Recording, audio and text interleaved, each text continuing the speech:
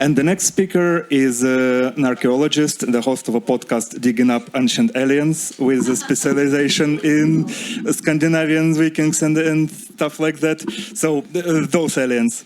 With the talk called "A Priest, a Viking, and a Sea Monster Walked into a Lake." And I appreciate pronunciation, Fredrik Trusohamn.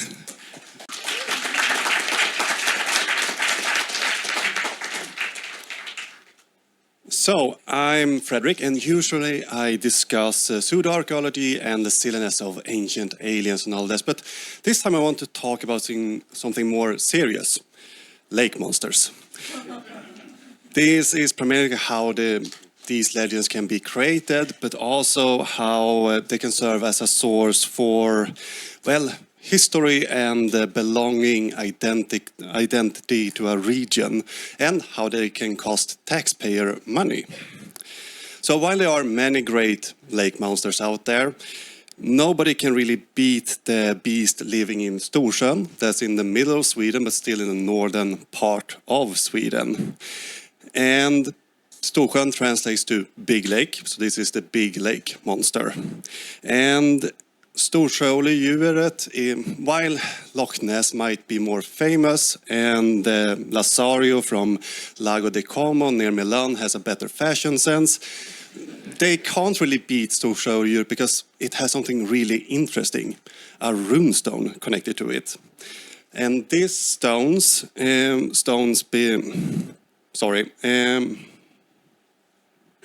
and this stone plays an integral part of the legend of this monster.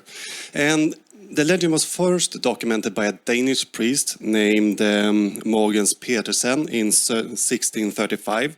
In this version, we learned that two trolls created this monster by accident by boiling water for several weeks. And the monster that sprung from this pot started to become a nuisance for the region. So they called in a magician, Ketil Runske, who come there and, well,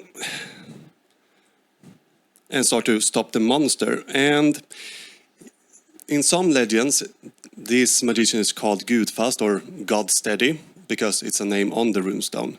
But the magician binds the beast to a little island in the center of this lake by using this runestone.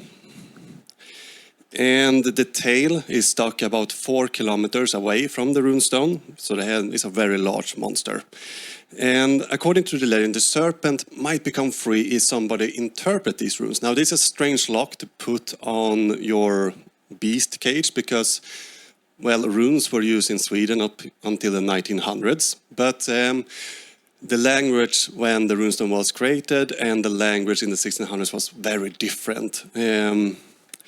Now, the story has become such an integral part that the stone supposedly was smashed by a criminal trying to escape the police, hoping that the newly released sea monster would stop the policeman, so he could escape his pursuer. Now, what is interesting here is the runestone itself. It's the most northern runestone we have. And it's interesting also because it followed the same style as the runestones we find in the central part of Sweden, where we find almost 40% of the world's runestones.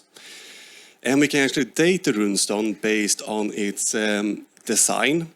So if we look at it, we can see, looking at the head especially, we can see that this was most likely carved between 1050 and 1080 CE. And the text followed the typical formula we find on runestone in the middle of Sweden. And it says something like that. Argio hermalus veldalupe sas... If somebody feels the effect of a curse, see me after. This was the wrong translation. Bring cash. What we really see on the runestone is a classic formula with a twist.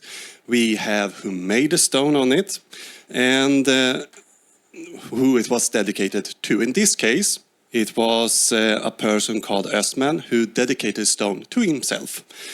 It's not uncommon on runestones. They mostly create as a memorial stone to somebody who died, but it's not uncommon to see them as bragging points. I did this, I did that, I have a lot of power.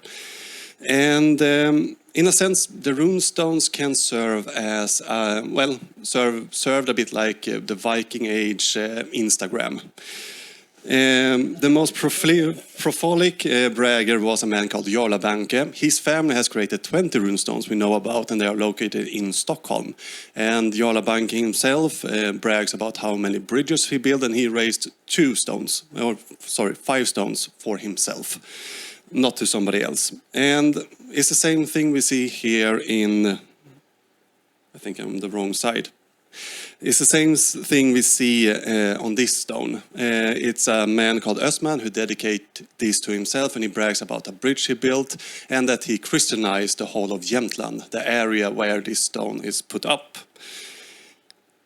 So as I said, both the stone and the legend is important from a regional identity perspective.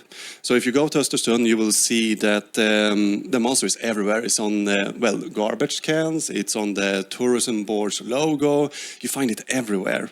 And the picture can be found, it's even an exhibition regarding the monster on the local history museum. And the beast, by some referred to as Birger, named by the tourism board, is used in schools to teach kids about waste management and all of that, but even as a way to discuss regional identity with school children. So the monster can be useful in some aspect, but it's also a darker side to all of this. Because state funding has gone to, trying to catch the creature, and in other senses too. The first case we have where tax money go to catching the creature is when the King of Sweden, Oscar II, sponsored a company to catch the beast using this trap we see to the right. It was baited with a pig. They didn't catch anything. But it's continued to our days. EU funding has gone to put up reconnaissance places to catch the sea monster. They serve as picnic locations too, but that was not the intended idea. It was to actually catch the monster. Now, the monster has also become a protected species for a while. And it started with a request from the local tourism board to the county board. And, Swedish law prohibits cryptological creature to become a protected species, but they didn't really care for that. And the process was forced through by the county board in 1986. And the inquest behind it took about a year, and they reached out to several parties like your local sailing club, the History Museum, and a society promoting the existence of the sea monster. The only biologist they talked to was the fishing superintendent, but nobody else was asked, and the fishing superintendent was not amused by this idea. But the whole material in this inquest is really fascinating. We could spend an hour talking about that. But my favorite part of it was when the board reached out to the British Embassy to figure out how Loch Ness became a protected species. And they got an answer from the Scottish Development Department, who answered that Ness is not a protected species because you can't, prove that it exists. It's hard to protect something that nobody knows exists. And adding, quote, "There are ample accommodation in the highlands and plentiful supplies of the national beverage which can help you see her in the dark." So the protection of the lake monster ended in 2002. Well, it was because an aspiring sea serpent farmer tried to get exemption to collect monster eggs so he can, grow them in his backyard or whatever his plan was. And the county board says, no, you can't have that. And he said, well, then I go to the court. So he went to the court who said, we can't really, it doesn't exist. We can't make a decision on this, guys. And that caught attention from other, investigative bodies in Sweden that tried to monitor all of this, who then said, guys, you can't protect a cryptozoological creature. You have to take it back. And they had to do that in 2002. And so while the sea monster can serve as a historical and identical positive force, it can also waste quite a bit of taxpayer money.